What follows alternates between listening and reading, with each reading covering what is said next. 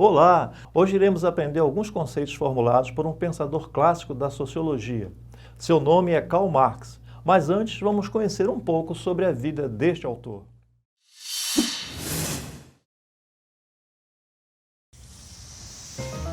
Karl Marx nasceu em 1818, na cidade de Treves, Alemanha. Em 1836, matriculou-se na Universidade de Berlim, doutorando-se em filosofia em Iena. Foi redator de uma gazeta liberal em Colônia. Em 1842, mudou-se para Paris, onde conheceu Friedrich Engels, seu companheiro de ideias e publicações por toda a vida. Expulso da França em 1845, foi para Bruxelas participar da recém-fundada Liga dos Comunistas. Em 1848, junto com Engels, escreveu o Manifesto do Partido Comunista, obra fundadora do marxismo, enquanto movimento político e social a favor do proletariado. Com o fim das revoluções sociais de 1848, Marx mudou-se para Londres, onde se dedicou ao estudo crítico da economia política.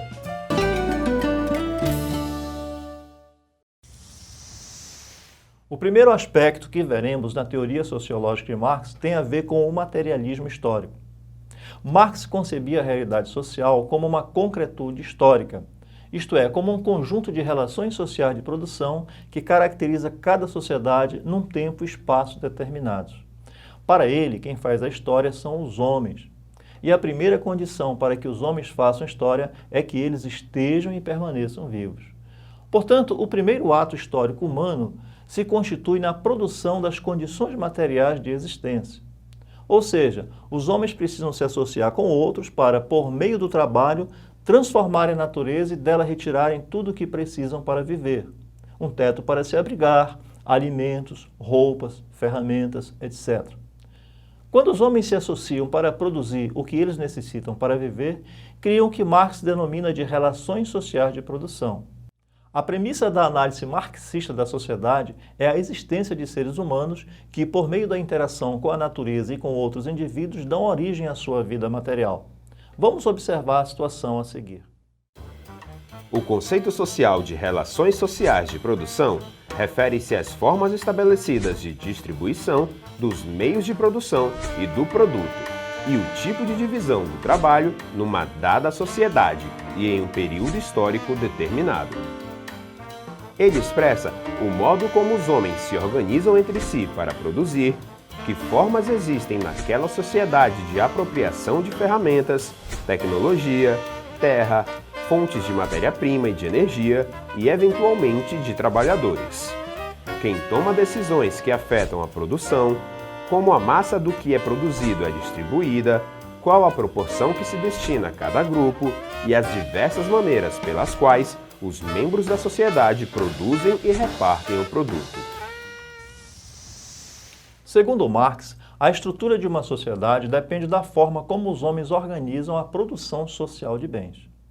A produção social, segundo este autor, engloba dois fatores básicos: as forças produtivas e as relações sociais de produção. Vamos explicar melhor o que são cada uma delas. Forças produtivas constituem as condições materiais de toda a produção.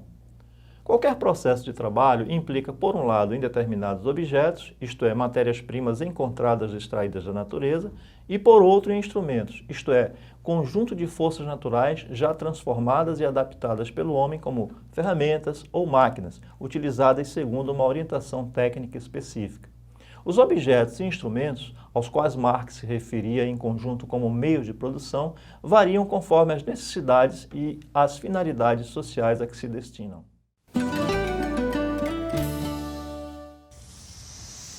As relações sociais de produção são as formas pelas quais os homens se organizam para executar a atividade produtiva.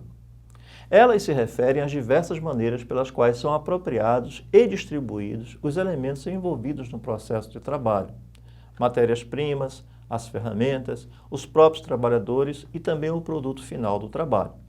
Portanto, as relações sociais de produção podem ser de 4 tipos: Cooperativistas, como no mutirão, escravistas, como na antiguidade, serviços, como era na Europa feudal, e capitalista, como é agora na indústria moderna.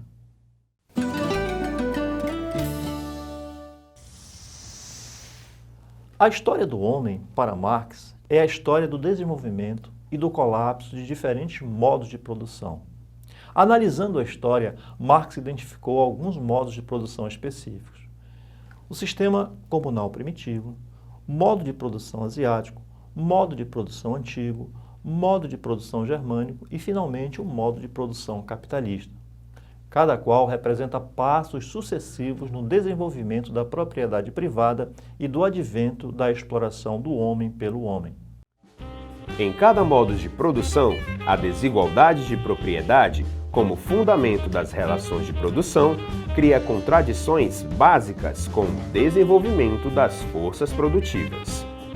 Essas contradições se agravam até provocar um processo revolucionário, com a consequente derrocada do modo de produção vigente e a sua substituição por outro. Portanto, Marx conclui que a história de toda a sociedade existente até hoje tem sido a história das lutas de classe. Nesse sentido, ele afirma: homem livre e escravo, patrício e plebeu, senhor e servo, mestre de corporação e companheiro, numa palavra, o opressor e o oprimido permaneceram em constante oposição um ao outro durante toda a história.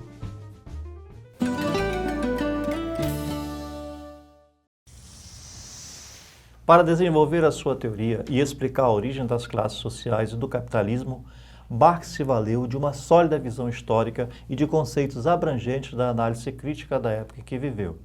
É assim que ele atribui a origem das desigualdades sociais a uma enorme quantidade de riqueza que se concentrou na Europa desde o século XIII até meados do século XVIII, nas mãos de uns poucos indivíduos que tinham como objetivo o acúmulo de bens e a obtenção de lucros cada vez maiores.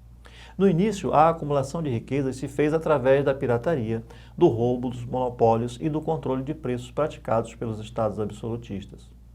A comercialização era a grande fonte de rendimentos para os estados e a nascente burguesia. Uma importante mudança aconteceu quando, a partir do século XVI, o trabalhador artesanal e os sistemas de cooperação, conhecidos como guildas e corporações de ofício, foram gradualmente substituídos, respectivamente, pelo trabalhador livre e pela indústria. A Revolução Industrial introduziu inovações técnicas na produção que aceleraram o processo de separação entre trabalhador e instrumento. As máquinas mais caras ficaram acessíveis somente aos mais ricos. A maior parte dos artesãos desistiu da produção individual e se converteu em trabalhadores livres, isto é, sem os meios de produção. Empregaram-se nas indústrias como operários, formando junto aos trabalhadores vindos do campo uma nova classe social, o proletariado.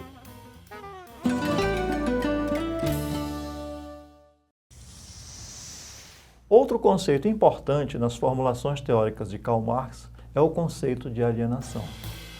Karl Marx, em sua obra Manuscritos Econômicos Filosóficos, usou o termo alienação para descrever a falta de contato e o estranhamento do trabalhador em relação ao produto que ele mesmo produz. Para Marx, a alienação se dá quando os homens perdem-se a si mesmo e a seu trabalho no capitalismo. O trabalhador assalariado, submetido a uma posição de barganha desigual perante seu empregador, é dominado por ele, que também domina a produção.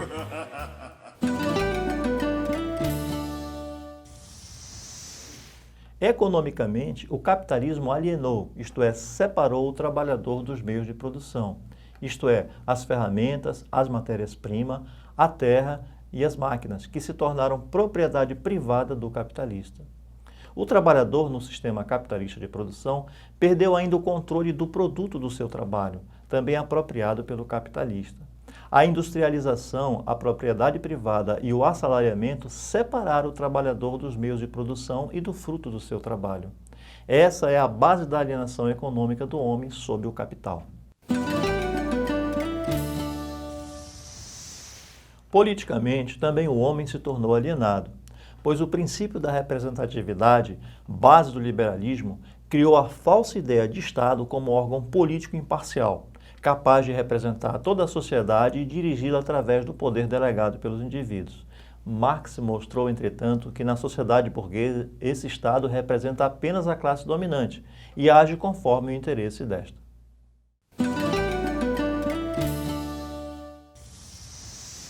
Filosoficamente, também o homem se tornou alienado. Isto porque a filosofia, por sua vez, também passou a criar representações do homem e da sociedade. Segundo Marx, a divisão social do trabalho fez com que a filosofia se tornasse a atividade de um determinado grupo, se tornando, portanto, parcial e refletindo o pensamento deste grupo. Essa parcialidade e o fato de que o Estado se torna legítimo a partir dessas reflexões parciais, como, por exemplo, o liberalismo, transformou a filosofia em filosofia do Estado. Esse comportamento do filósofo e do cientista em face do poder resultou também na alienação do homem.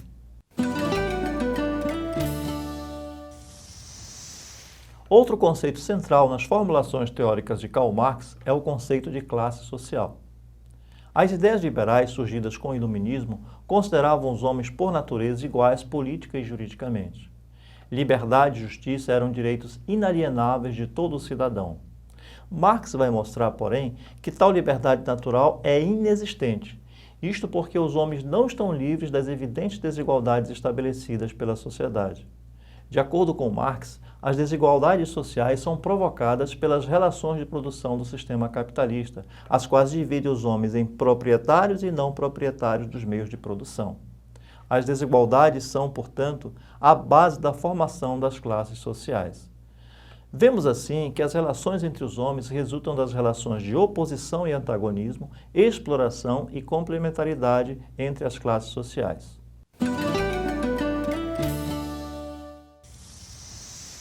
Há uma relação de exploração entre a classe dos proprietários, a burguesia, e a dos trabalhadores, o proletariado.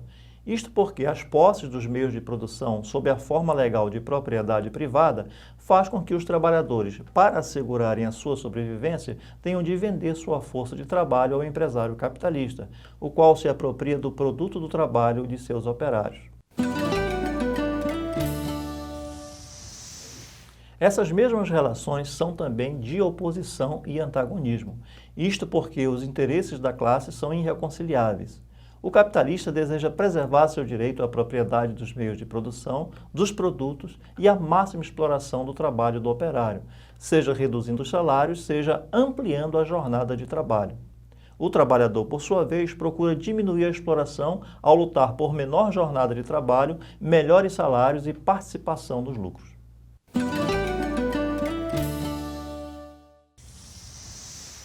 Por outro lado, as relações entre as classes também são complementares, pois uma só existe em relação à outra.